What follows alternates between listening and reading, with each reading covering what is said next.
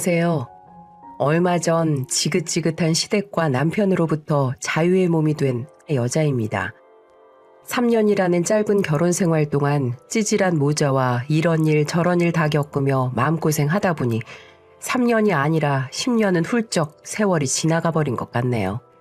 그래도 그 집구석에서 나오면서 한 방 먹일 수가 있어서 여러분들에게 자랑이나 해볼까 하고 사연을 씁니다. 일단 저는 비혼주의자였어요. 적어도 전 남편을 만나기 전까지는 말이죠. 결혼이라는 게 그렇잖아요. 참 좋은 남편, 좋은 시댁을 만나면 결혼하는 게 제 인생에서 플러스가 되는 거지만 하나라도 어긋나는 순간 오히려 결혼을 하기 전보다 삶의 질이 떨어진다는 거, 저는 제 인생을 그런 도박에 걸고 싶지 않았거든요. 그래서 연애는 할지언정 결혼만큼은 정말 심사숙고를 해야 하고 만약 여의치가 않으면 하지 않고 살더라도 만족하며 살려고 했었네요. 하지만 전 남편을 만나면서 연애만 했었어야 했는데 시모 때문에 떠밀리듯이 결혼을 하게 되었어요. 남편은 제가 20대 후반일 때 친구의 소개로 알게 된 남자였습니다. 저와는 동갑이라는 말에 처음에는 꺼려했죠. 제 나이와 동갑인 남자애들은 이제 취직한 지 얼마 되지 않아 자리도 못 잡고 있으면서 생각하는 것도 어린애 같아 남자로서 매력이 느껴지지 않았거든요. 일단 만나보면 다를 거라는 친구의 말에 등 떠밀려 나간 자리에서 처음 만나게 된 남편은 제 예상보다 훨씬 멀쑥한 남자였어요. 키도 크고 인상도 마냥 착해 보이기만 하는 인상이 아닌 선해 보이는 그런 느낌을 주는 얼굴이었어요. 더구나 제 주위 또래들과 다르게 일찍부터 사업을 시작해서 경제적으로 여유가 있어 보이고 경제적인 여유가 있으니 다른 사람을 대할 때 매너라던가 자신감이 보여 속으로 이 사람이라면 괜찮겠다는 생각이 들더군요. 그 사람도 제가 마음에 들었는지 몇 번 술도 함께 마시고 밥도 먹으면서 저희는 그렇게 연애를 시작하게 되었어요. 그렇게 연애만 했으면 참 좋았을 텐데 저와 남편이 연애를 시작한 지 석 달도 지나지 않아 그 망할 시모가 저희 관계에 끼어들기 시작했어요. 우리 이번 주말에는 우리 집에 가서 저녁 먹을까? 시간 괜찮아? 어? 오빠 집? 집에 부모님 계시는 거 아니야? 나 불편한데? 우리 엄마가 여자친구 생겼다고 하니까 너무 보고 싶다고 하셔. 한 번만 저녁 같이 먹자. 어? 내가 한 번도 연애하는 걸 엄마한테 말한 적이 없었는데 이번에는 얘기했거든. 그러니 우리 엄마는 너무 궁금한가 봐. 아니, 그래도 만난 지 얼마나 됐다고 벌써 부모님을 뵐 수 있어. 나 불편한데? 나 우리 엄마랑 둘이서 살았어. 엄마가 아빠도 없이 나 홀로 키운다고 얼마나 고생하셨는데 아들 여자친구 정도는 볼 수 있는 거 아니야? 그러지 말고 편하게 우리 다녀오자. 어? 남편은 시모가 홀로 남편을 키우면서 있었던 힘든 이야기까지 구질구질하게 꺼내며 저를 압박했고 전 한 번 정도면 문제 없겠지 싶어서 그만 저녁을 먹겠다고 말을 해버렸네요. 그렇게 시모와 처음 만나는 자리에서 시모는 아니나 다를까 결혼 이야기부터 제게 꺼내더라고요. 너네 이제 나이도 있는데 결혼 생각은 하고 만나는 거지? 옛날 같았으면 진작에 애도 가졌을 나이인데 요즘 젊은 것들은 결혼도 안 하고 연애만 한다더라. 너넨 그런 거 아니지? 참 세상이 어떻게 됐는지 말세다 말세. 그럼요 엄마, 당연히 결혼해야죠. 결혼? 우리가 언제 결혼 이야기를 했어? 우리 만난 지 이제 석 달째야. 3개월 만나고 결혼 이야기를 어떻게 할 수 있어? 너 뭐라고 했니? 결혼 생각이 없어? 너 우리 아들이랑 소꿉장난하려고 만나는 거니? 어머님, 아유 무슨 말씀이세요? 제가 언제 결혼 생각이 없다고 그랬어요. 전 아직 그런 이야기가 오갈 시기가 아니라고 말한 거죠. 그게 그 말이잖니. 우리 아들이 어때서? 인물 좋지, 돈 잘 버는 사장님이지. 우리 아들이 너보다는 훨씬 아까운데. 네가 결혼을 우리 아들이랑 해주는 거니? 우리 아들이 너랑 결혼을 해주는 거지. 전 시모의 말을 듣고 어찌나 화가 치밀어 오르던지 그 자리에서 바로 쏘아붙였습니다. 어머님, 이런 자리였으면 저 안 왔을 거예요. 편하게 밥 먹으라고 불러놓고서는 지금 뭐 하시는 거예요? 저 너무 이 자리가 불쾌하네요. 아드님이랑 결혼할 여자 찾는 거라면 잘못 보셨습니다. 전 아직 결혼 생각도 없고 어머님이 자랑하는 아드님보다 모자라서 이 집에 어울리지 않을 것 같네요. 그럼 안녕히 계세요. 전 자리를 박차서 나오고 남편은 그런 저를 잡기 위해 집을 따라 나왔어요. 여러분들은 지금까지만 봐도 시모가 어떤 인간인지 보이시죠? 남편 없이 시모 혼자 지극정성으로 키운 아들이 밖에서 사장님 소리를 들으면서 다니니까 시모의 자존감이 하늘을 찌를 듯 높고 하나밖에 없는 아들을 끔찍이 아끼는 사람이었죠. 이런 곳에 시집을 온다면 전 시모의 등살에 말라 죽고 말 테고요. 전 남편에게 방금 있었던 일을 꺼내며 이별을 통보했어요. 어떻게 계속 만날 수 있겠어요? 방금 시모와 그렇게 말소리를 높여가며 다투었는데 남편은 그런 저를 붙잡으려고 노력했어요. 다시는 이런 일이 안 생기도록 조심하고 결혼은 전적으로 제 의견에 따르겠다는 다짐을 했고요. 제가 미쳤죠. 그때 그냥 끝을 봤어야 했는데 저도 남편의 말에 홀라당 넘어가 버려서 결국 계속 만나게 되었습니다. 하지만 시모가 보통 사람인가요? 남편이 시모에게 뭐라고 말했는지 몰라도 1년 동안은 아무 말도 없다가 어느 날 시모에게서 전화가 오더라고요. 나다. 너네 이제 곧 있으면 나이 30인데 연애만 하고 있으니 이 늙은이가 속이 타는구나. 너랑 만났을 때 있었던 일 때문에 결혼 고민하는 거라면 내가 잘못했다. 다시는 너네 사이에 안 끼어들 테니까 결혼만 해주면 안 되겠니? 우리 아들 노총각 만들려고 그러는 건 아니잖니. 제발 부탁이다.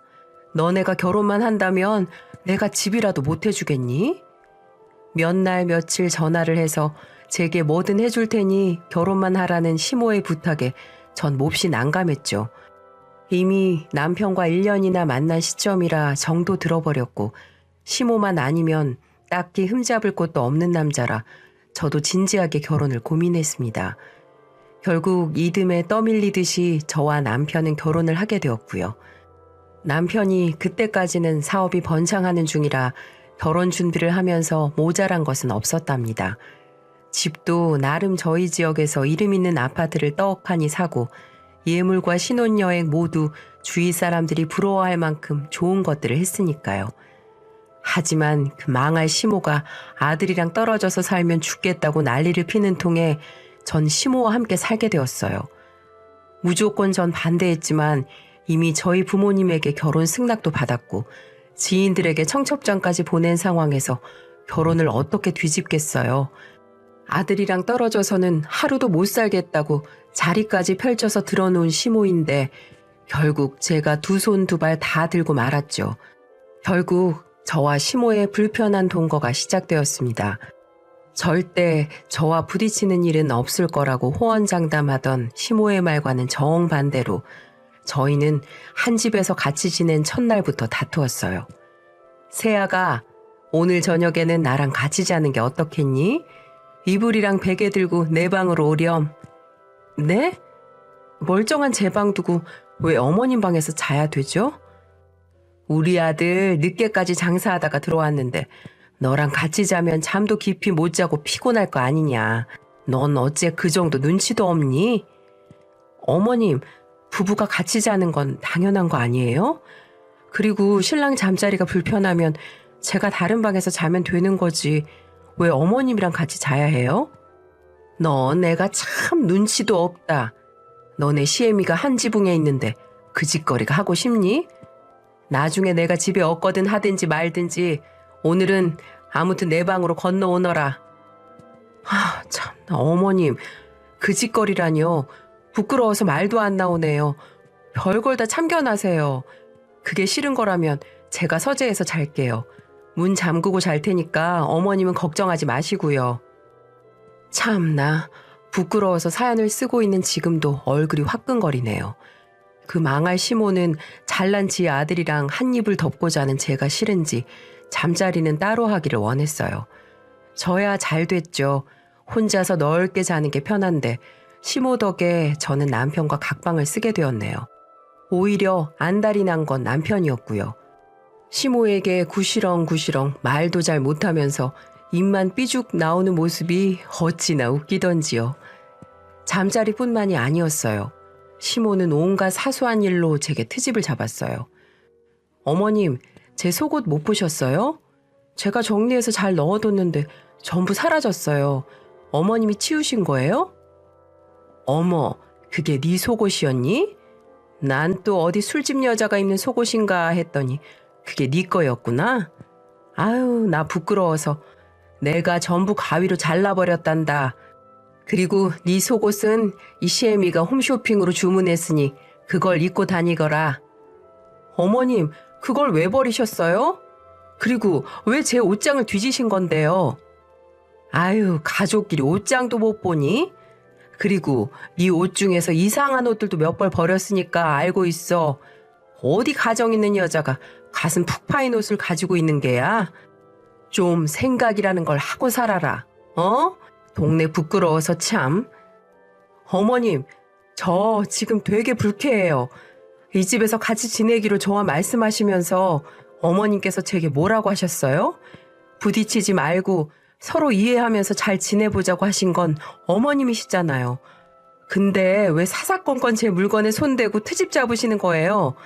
제가 어머님 방을 뒤지면 좋겠어요? 이건 어린아이도 다 아는 상식인데 왜 이런 걸로 어머님과 트러블이 생기는 건지 모르겠어요. 네가 조신하게 처신을 하면 내가 이렇게까지 하겠니? 우리 아들은 아침부터 밤 늦게까지 돈 버느라고 고생인데 넌 이상한 옷이나 입고 다니면서 우리 아들이 벌어오는 돈을 펑펑 쓰고 다니는데 내가 속상하지 않겠어? 제가 무슨 돈을 쓰고 다닌다는 거예요?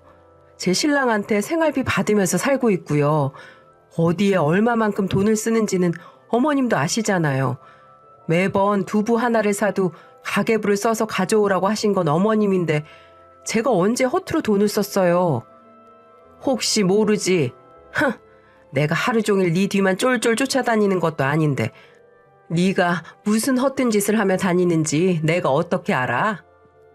어머님, 정말 이 집에 들어와 사는 2년 동안 하루도 시모와 부딪히지 않는 날이 없었어요.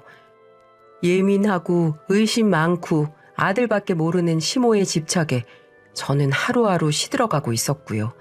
먹는 거, 입는 거 등 사소한 일로 다투는 날에는 제가 정말 유치해지는 것 같아 엄청나게 스트레스를 받았네요.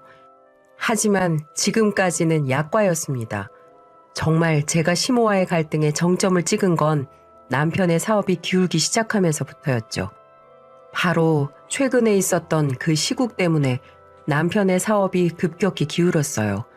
직원이 10명이나 되고 하루 매출이 몇백이나 되던 남편의 매장은 그 시국을 겪으면서 파리만 날리는 매장이 되어버렸어요. 하루하루 망해가는 매장을 살려보려 신랑은 이리 뛰고 저리 뛰었지만 상황을 뒤집기에는 역부족이었네요. 결국 살던 집까지 팔고 나와야 하는 지경까지 오고 말았어요. 제가 일이라도 하면 어떻게든 집만은 지킬 수 있었을 텐데 결혼 전 남편 내조나 하라는 시모의 닥달에 직장을 그만두고 나온 터라 남편이 아니면 전혀 수입이 없는 상황이었어요.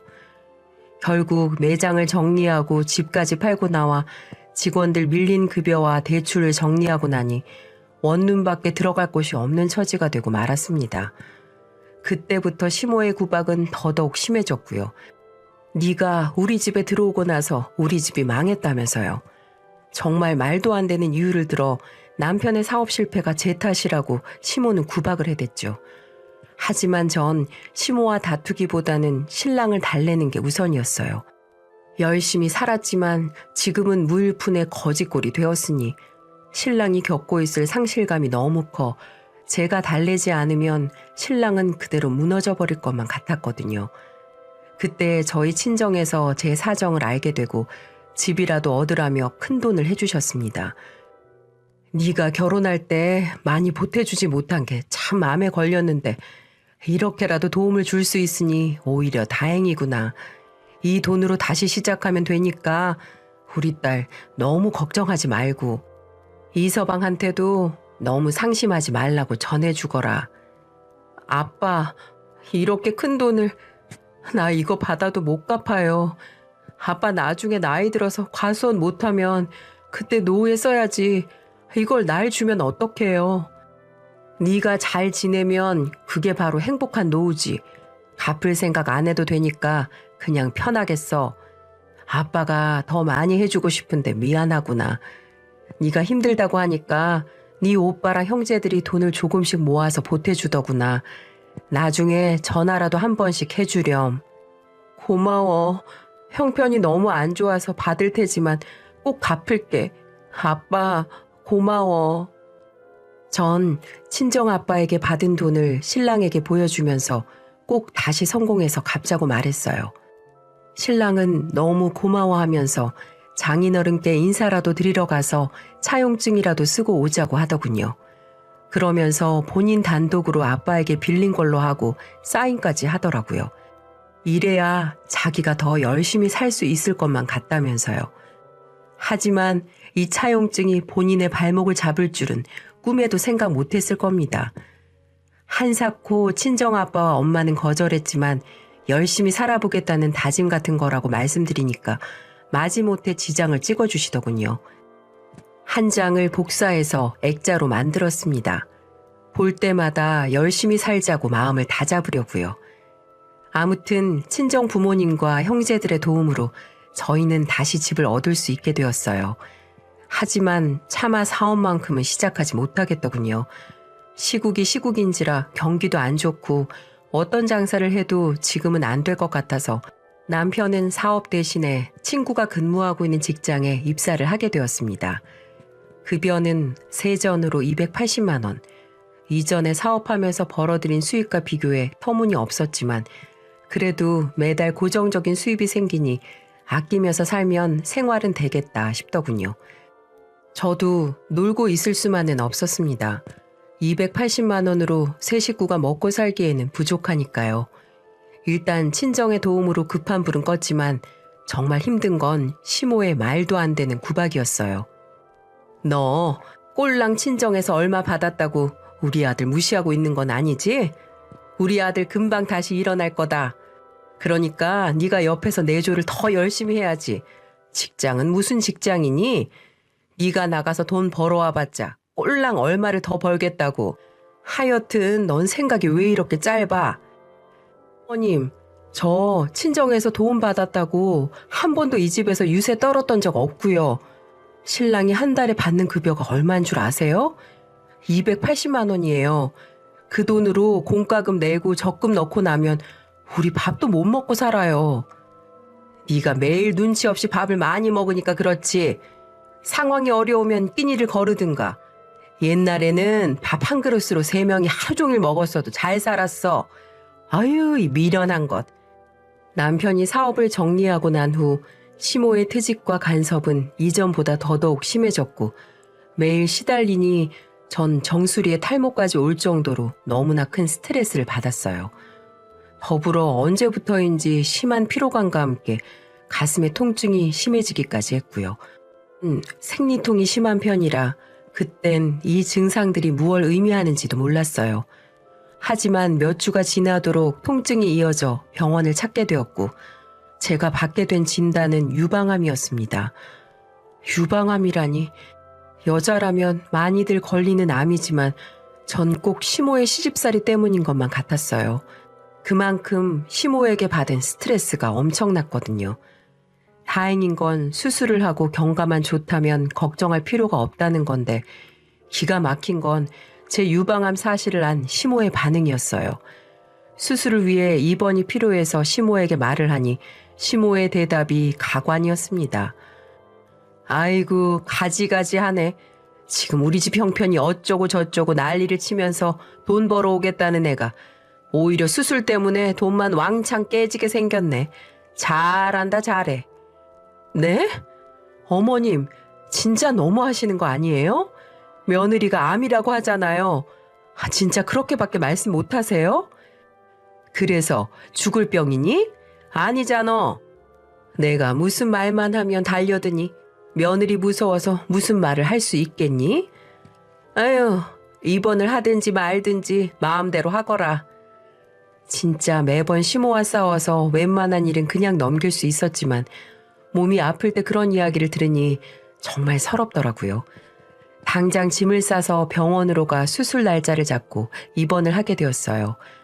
다음 날 제가 짐을 두고 나온 게 있어 신랑에게 가져다 달라고 부탁을 했더니 바쁘다면서 거절을 하더라고요. 시모는 전화도 안 받고 하는 수 없이 간호사에게 부탁을 해 외출을 하고 집으로 향했죠. 집 현관문을 열고 거실로 들어간 순간 충격적인 장면이 제 눈앞에 펼쳐졌어요. 회사에 있어서 바쁘다고 전화를 끊었던 남편과 제 전화를 무시하던 시모, 그리고 그 옆에 처음 보는 여자, 셋이서 나란히 고기를 구우며 그 여자 입으로 쌈을 싸서 넣어주는 시모. 머리가 어질어질했습니다. 저는 들고 있던 가방을 바닥에 집어던지고 거실로 성큼성큼 걸어가 상을 발로 차면서 남편의 얼굴을 똑바로 쳐다보면서 물었어요. 이 여자 누구야? 아, 여보, 어떻게 여기 짐 가지러 왔어? 그래, 네가 안 가져다 준다길래 직접 가지러 왔다. 근데 넌 뭐야? 설명해봐. 이 여자는 누구고 회사에서 일하고 있어야 할 네가 왜 집에 있는지. 그게 같은 회사 동료인데 집에 가지고 올 게 있어서 같이 왔다가 엄마가 밥 먹고 가라길래. 어디 신랑한테 큰 소리야? 이게 사람만 보이면 달려들려고 그러네. 너야말로 아프다면서 왜 싸돌아다니고 있는 거니? 너 아픈 거 거짓말이지? 어머님, 제가 지금 화 안 나게 생겼어요? 그럼 어머님이 설명해 보세요. 이 상황을요. 참나, 싹수가 없어도 이렇게 없을 수가. 그러니까 우리 아들도 너를 질려하지. 됐어. 차라리 잘 됐네. 네가 이 집에서 나가거라. 너 같은 며느리 필요 없으니까. 시엠이랑 신랑을 잡아먹으려고 드니 집안이 매일 시끄럽지. 그러니까 우리 아들이 잘하던 가게가 안 망하고 배기겠어? 수술 받는 대로 이 집에서 당장 나가거라.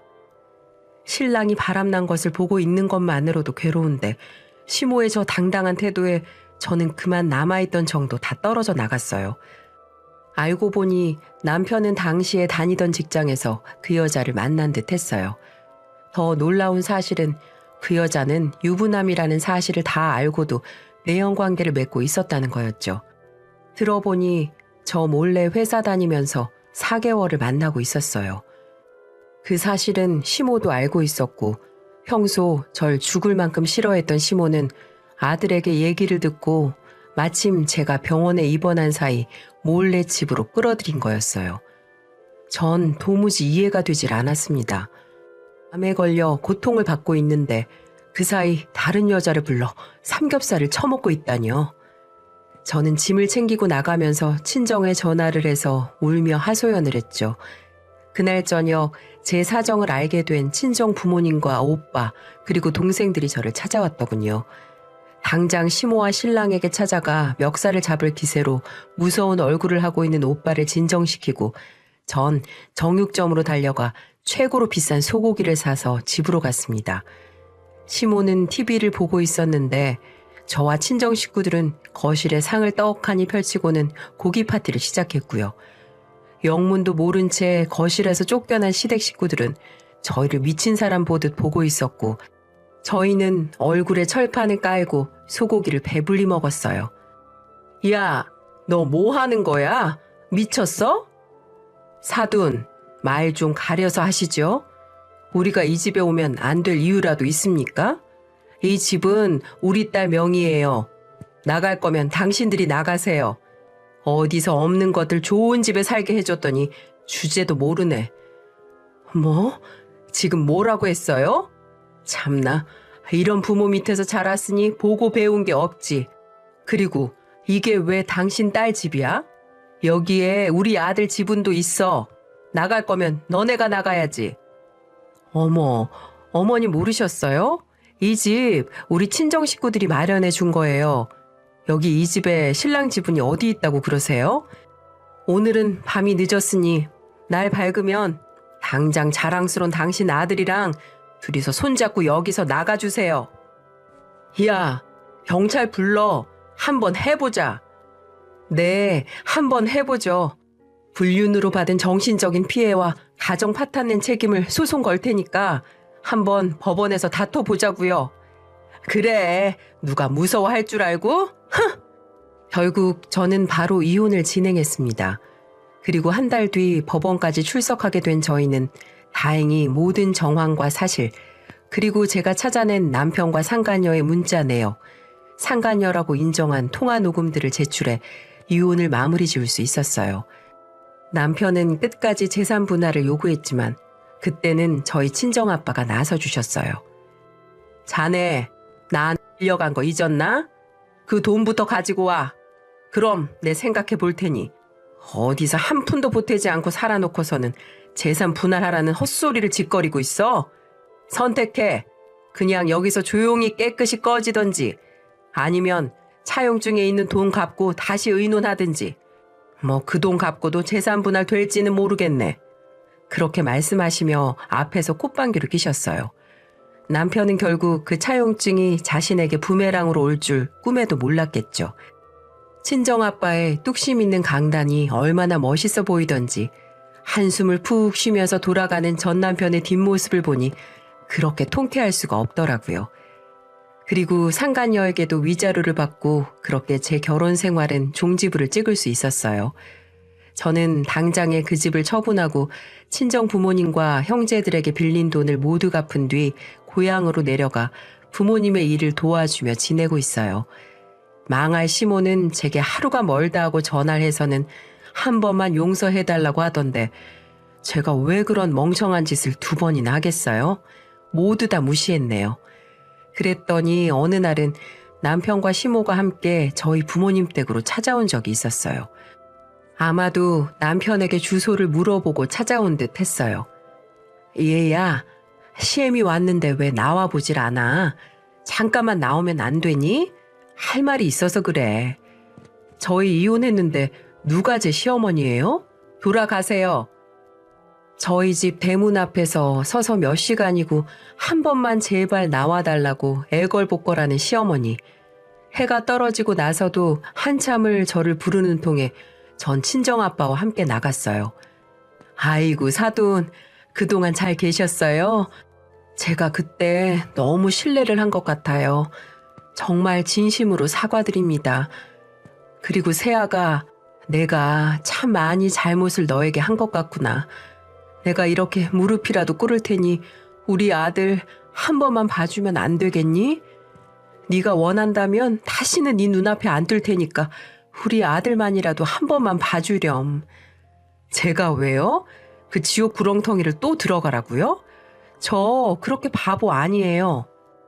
그랬더니 자기 아들을 다시 받아주지 않으면 우리 집 앞에서 한 발짝도 움직이지 못한다면서 쇼를 하기 시작하더라고요.